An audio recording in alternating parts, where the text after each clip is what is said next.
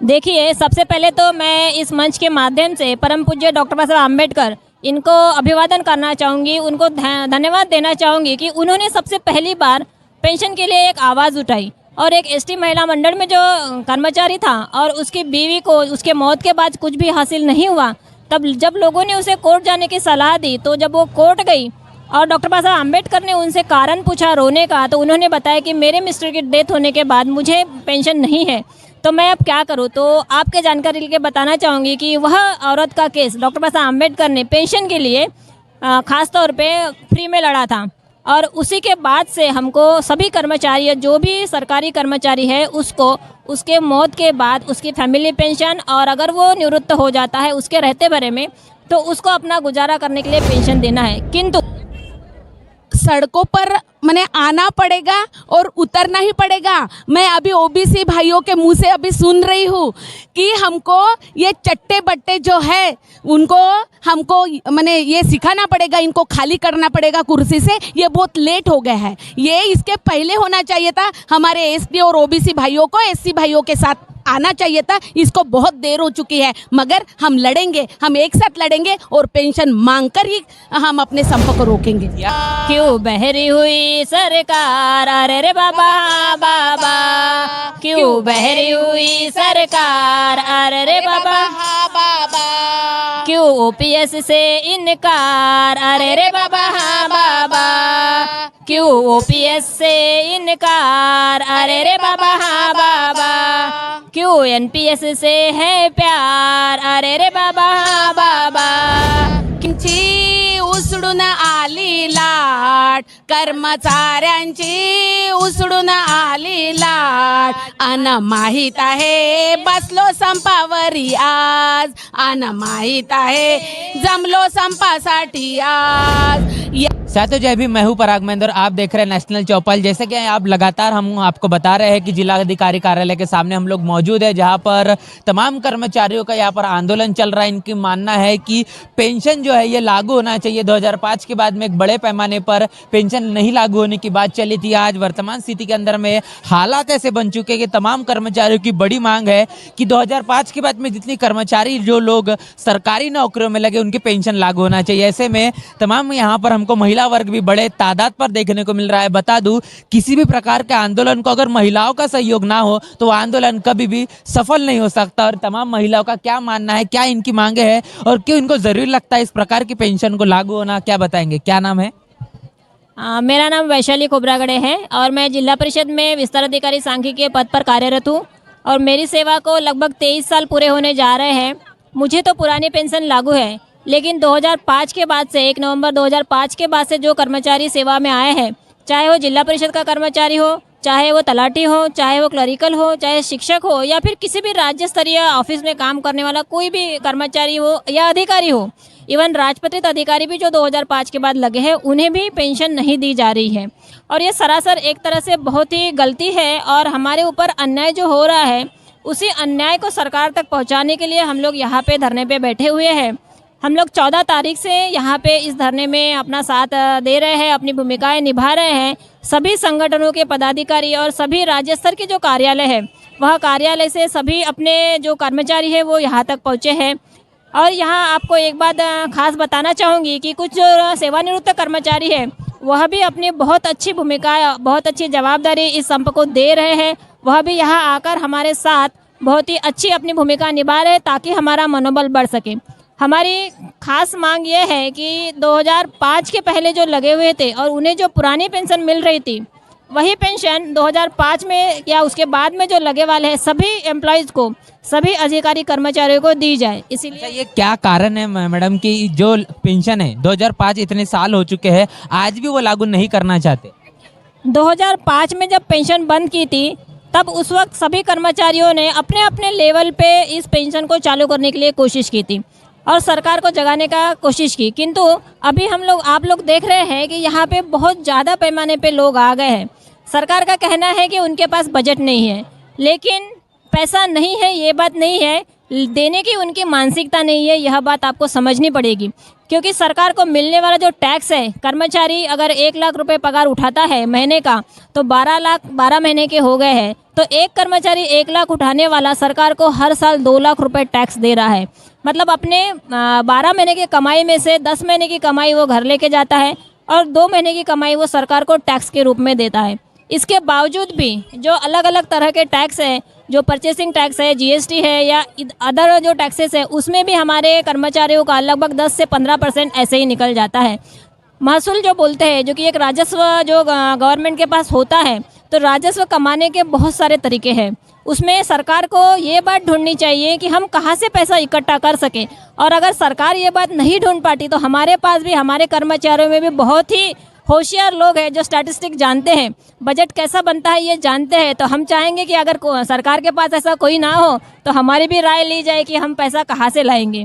और यहाँ पर हम जब देखते हैं कि एक बहुत बड़ा जो वर्ग बहुजन समाज का है, SC ST OBC का खास तौर पर जो समाज है, वो कर्मचारी हमको देखने को मिलता है, तो इनकी पेंशन को लागू नहीं करना या फिर इनकी ये जो मंशा है, ये आखिर किस मंशा के तहत इस प्रकार का काम कर रहे हैं? देखिए, सबसे पहले तो मैं इस मंच के माध्यम से परम पूज्य डॉक्टर बाबा साहब अम्बेडकर, इनको अभिवादन करना चाहूँगी, उनको धन्यवाद देना चाहूँगी कि उन्होंने सबसे पहली बार पेंशन के लिए एक आवाज़ उठाई। और एक ST महिला मंडल में जो कर्मचारी था और उसकी बीवी को उसके मौत के बाद कुछ भी हासिल नहीं हुआ, तब जब लोगों ने उसे कोर्ट जाने की सलाह दी, तो जब वो कोर्ट गई और डॉक्टर बाबा साहब अम्बेडकर ने उनसे कारण पूछा रोने का, तो उन्होंने बताया कि मेरे मिस्टर की डेथ होने के बाद मुझे पेंशन नहीं है, तो मैं अब क्या करूं। तो आपके जानकारी लेके बताना चाहूँगी कि वह औरत का केस डॉक्टर बाबा साहब अम्बेडकर ने पेंशन के लिए ख़ास तौर पे फ्री में लड़ा था।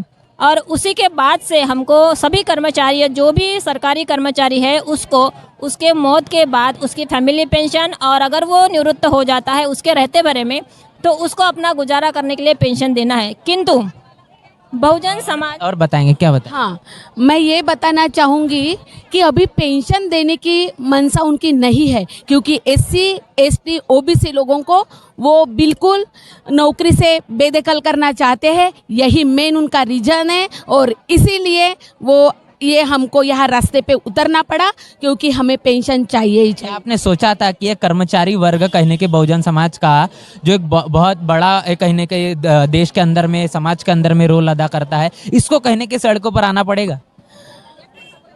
सड़कों पर मैंने आना पड़ेगा और उतरना ही पड़ेगा।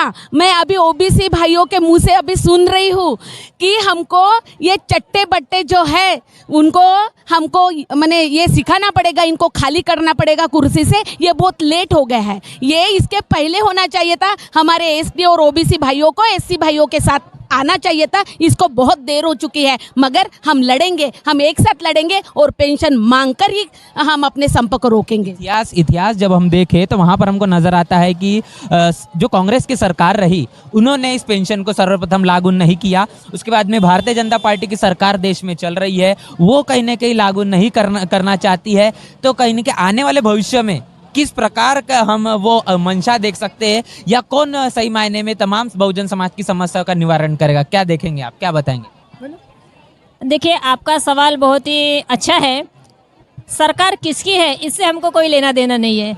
हमारा पेंशन तो सरकारी लागू करेगी। एक मिनट, सरकार किसकी है या किसकी थी और किसने खाई, ये बात हम थोड़ा बाजू में रखते हैं, क्योंकि हम सरकारी कर्मचारी है। लेकिन मैं इस मंच के माध्यम से कहना चाहूँगी, चाहे सरकार किसी की भी हो, सरकार आम जनता की है, क्योंकि सरकार बनाने वाले हम लोग हैं। हम कर्मचारी हैं, हम सर्वसामान्य वर्ग के लोग हैं। हमारा जो किसान भाई है, हमारा जो मजदूर भाई है, ये सब सरकार बनाते हैं। तो सरकार अभी जो है वो हम चाहते हैं कि इस सरकार ने अगर यह साबित करना है कि ये सरकार सर्वसामान्य लोगों की है, बहुजनों की है, कर्मचारियों की है, किसानों की है, तो उनको पेंशन लागू करना पड़ेगा। और इसीलिए हम यहाँ पे सब लोग एकत्रित हुए हैं। तो अभी इस आंदोलन को लेकर लगातार हम देख रहे हैं कि जो महिला वर्ग है, ये अपने अपने प्रबोधन के माध्यम से, गीतों के माध्यम से भी कहने का हमको अपनी बात रखने की यहाँ पर कोशिश कर रहा है। क्या बताएंगे मैडम, कहाँ से है, क्या करना चाहिए? हम परिचर में है, हमको पेंशन होना, हमको पेंशन बहुत ज़रूरी है। हम 35 साल नौकरी करेंगे, उसके बाद में क्या, हमको कोई सोर्स नहीं है ना, बाद में कहाँ काम पर जाएंगे, कौन काम देने वाला है हमको। अभी मैं बताया, अभी देखिए कि आने वाले समय के अंदर में सारी जो नौकरियां वो तो प्राइवेट सेक्टर में जा रही है, इसमें पेंशन या फिर प्राइवेट सेक्टर दोनों तो एक समान हो गए, क्या बताएंगे? प्राइवेट सेक्टर में पेंशन नहीं है, पर जो गवर्नमेंट सर्वेंट है उनको तो पेंशन है ना, फिर पेंशन देना चाहिए ना सरकार ने। ये तो अन्याय है ना, सबके ऊपर अन्याय है। आने वाले भविष्य में अभी आप छोटा बच्चा है, क्या लगता है इसको कि जिस प्रकार आपको सरकारी कर्मचारी आप बन पाए, नौकरी पर लग पाए, क्या लग पाएंगे ये लोग? हाँ, क्यों नहीं लगेंगे, ये तो भविष्य है ना। लेकिन वो तो प्राइवेट सेक्टर में डाल रहे सभी नौकरियां। पर पेंशन तो देना ही है सरकार को, कैसे नहीं देंगे सरकार। प्राइवेट सेक्टर में पेंशन नहीं है मैडम। प्राइवेट सेक्टर में नहीं है, पर गवर्नमेंट सेक्टर में तो है ना। हाँ, क्या बताएंगे, क्या बोले? मैं यही बोलना चाहूँगी कि जो खाजगीकरण हो रहा है वो खाजगीकरण को रद्द करना चाहिए और सरकारी जो पहले जो रूल्स था वही रूल्स चालू रखना चाहिए।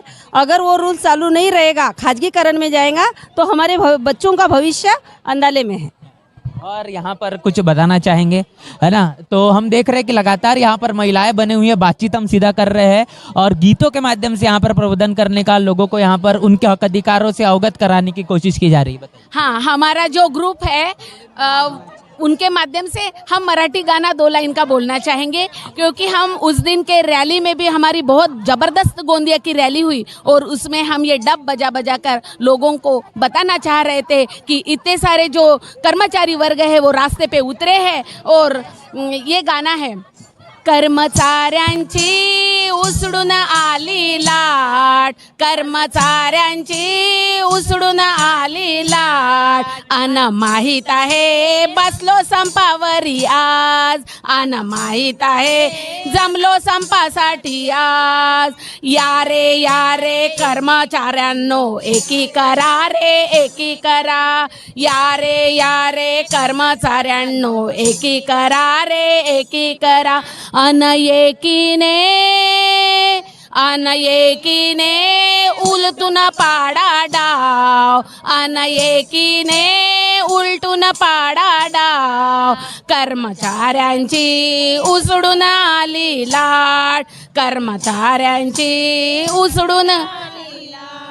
साथियों, मैं आपको बताना चाहती हूँ कि खाजगीकरण के माध्यम से हमको उनको साफ करना है। अभी भी जो कर्मचारी यहाँ संप में नहीं आ रहे हैं उनको भी दरखास्त है कि वो भी ये रास्ते पे उतरे और ये खाजगीकरण के लिए भी हम लड़ना चाहेंगे और लड़ेंगे। यहाँ पर तमाम जो लोगों का माध्यम से ये कहना है कि निजीकरण के चलते ये तमाम तरीके की चीज़ें लगातार देखने को मिल रही है। और कुछ कहना चाहेंगे मैडम, बताइए। हाँ, कहना तो बहुत है। देखो, अभी यहाँ पूरे पेंशन के इसमें हैं, बैठे हुए हैं पेंडाल में, बार बार ये भी बोलते हैं सर कि यहाँ पे ना कोई खासदार है, ना कोई आमदार का बेटा है, ना कोई है। तो ये सही बात है, लेकिन इसमें सही में कोई भी जब ये संप होता है तो हर कोई इंसान, आम इंसान हमेशा तैयार रहते हैं। बाकी के यानी आमदार खासदार के बच्चे नहीं रहते, क्योंकि इनको पूरी फैसिलिटी मिल जाती है। आज मान लो कि हम लोग लेडीज भी यहाँ पे पूरे उतर के आते, क्यों आते? अपने पेट के लिए, सभी भाइयों बहनों के लिए आते हैं। अरे कौन है आमदार खासदार के भाई को बिना गाड़ी के साथ जाती है और उनका जो पर्स है, चप्पल है, ये है, लाखों से रहती है। और आज हमारे पेंशन के लिए उनके पास देने के लिए एक भी पैसा नहीं है। कहाँ का न्याय है ये? कहाँ का न्याय है? इन लोग को क्या सब आम जनता ऐसी ही दिखती है अपने लिए? टैक्स भरते, ये भरते, वो सब भी भरते हैं, लेकिन आम जनता को पूरी यानी क्या बना दिए हैं आम जनता को। आज सभी भाई बहन पेंशन के लिए, अपने हक के लिए लड़ रहे हैं। कोई भीख नहीं मांग रहे हैं। भीख मांगते तो भीख भी देने के बजाय वो क्या कर रहे हैं आज? हाँ, सब जनता को परेशान करके रखे हैं। बढ़िया अपन खुश होके बैठे। आज देखो हर वीडियो आ रही मैडम, जहाँ पे वीडियो आ रही है कि शिक्षकों को पढ़ाते नहीं आता। सातारा में एक वीडियो है सातारा की, वहाँ का पूरा चार्ट बोर्ड पे लगा हुआ है कि ये प्रोफेसर लोगों की इतनी इतनी पेंशन है। अभी तक क्यों नहीं बताए? अभी तक क्यों नहीं बताए? या शिक्षक को पढ़ते नहीं आता ये नहीं बता रहे हैं। आज पूरे वीडियो वायरल हो रही है। तो ये शिक्षकों के लिए ही है, सभी जनता के लिए। अभी ये जनता जो है सभी लड़ रहे हैं, इसलिए क्या पूरी वीडियो सामने ला रहे हैं?